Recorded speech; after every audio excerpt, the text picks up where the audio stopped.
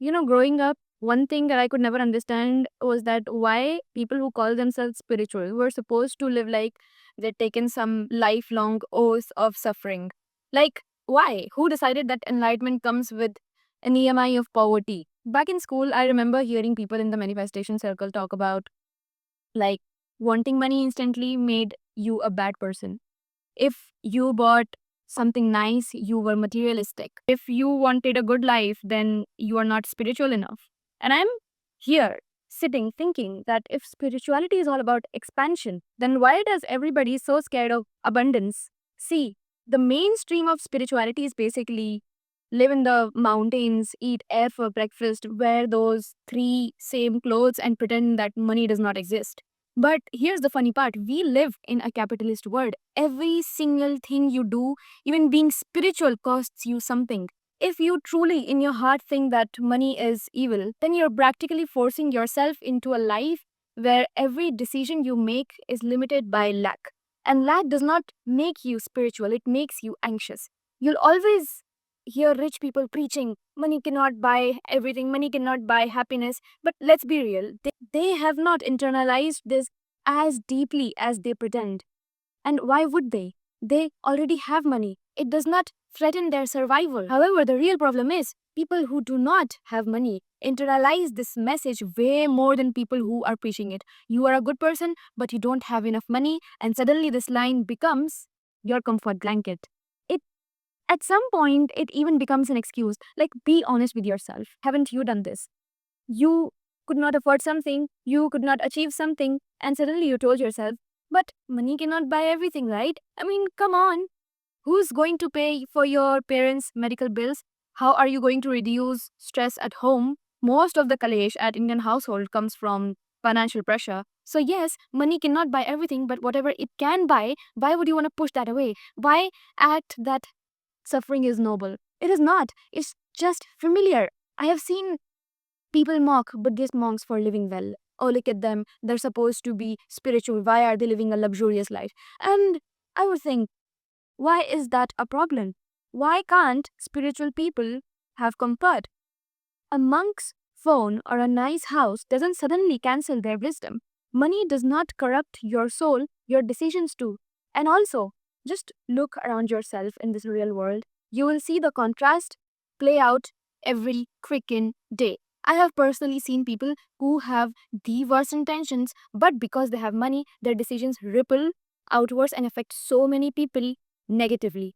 And then on the other hand, I have seen genuinely kind, grounded, well intentional people who would literally lift entire communities if they had the same resources. The difference is not the money, it's the person who's holding it. Money becomes a problem only when the person holding it has problematic intentions. Put the same energy into the hands of someone good, and suddenly that same money becomes schools, healthcare, opportunities, safety, dignity for others. The energy is the same, but the outcome is completely different. And it took me some time, but I finally got it. Money is not good or bad, it is neutral. It is just a means of exchange. Earlier it was barter system, now it's currency. Money only amplifies what's already inside of you. If you are a generous person, money helps you help more people. If you are a selfish person, money gives you a bigger platform to be selfish. In short, it's not the money, it's the human who's holding the money.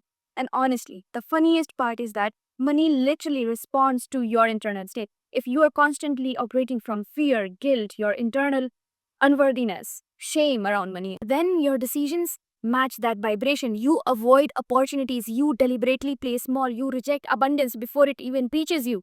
But the moment you shift into the space of openness, confidence, and neutrality about money, you naturally take different actions, attract different situations, and make decisions and choices that align with abundance. It's not magic.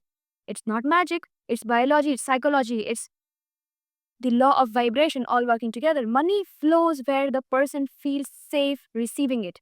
My internal conflict was simple. If I am learning about consciousness, about alignment, about expansion, then why should I reject the very thing that allows me to express it all? And that's where things clicked for me, that poverty is not noble, suffering is not noble, financial struggle is not noble. If anything, abundance helps you to be more spiritual, because when you're not worried about survival 24/7, you can actually be present, conscious, generous, helpful, everything that defines spirituality. Let's put all spiritual teachings aside for a second, right? And use this plain simple logic. You can help more people if you have money. You make better decisions when you're not stressed about rent. You can uplift your family, to your community, your own light, only when your own cup is full. And here's the twist that nobody talks about. The universe does not care about morality. It only responds to one thing, that is alignment. That's why seemingly evil people sometimes have more money, not because they're blessed, but because they're not rejecting abundance. Meanwhile, good people who are told to stay small, be humble, and live gently, starving, how does that serve anyone? How does that serve anyone? If good people had more wealth, the world would be literally just a better place to live in. Wanting money is not greedy, it's responsible. Because the more aligned, conscious, self aware people have wealth, the more aligned choices get made in this world. You are meant to live abundantly. You are meant to dream big. You are meant to create a life that feels expansive, not on survival or moral guilt. Wanting suffering in the name of spirituality is like sleeping on a floor, even though there is a perfectly good bed right next to you, just so you can prove that you are above comfort. You're not above comfort, you are just uncomfortable. I mean, make it make sense. Make it make sense. And before I say the final thing, I actually want to ask you something, because I'm curious. What's that one belief about money that you grew up hearing that now makes you realize that it makes absolutely no freaking sense? Put it in the comments, because I really want to know how many of us are fed the same nonsense.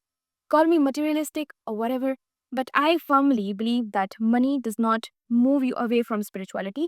Money moves you deeper into it, because spirituality is not about suffering. About it's about expansion. It's about becoming more, not less. Money is just one of the tools that help you expand. The world does not need fewer spiritual people with no money. The world needs conscious people stepping into abundance so that they can change things for better.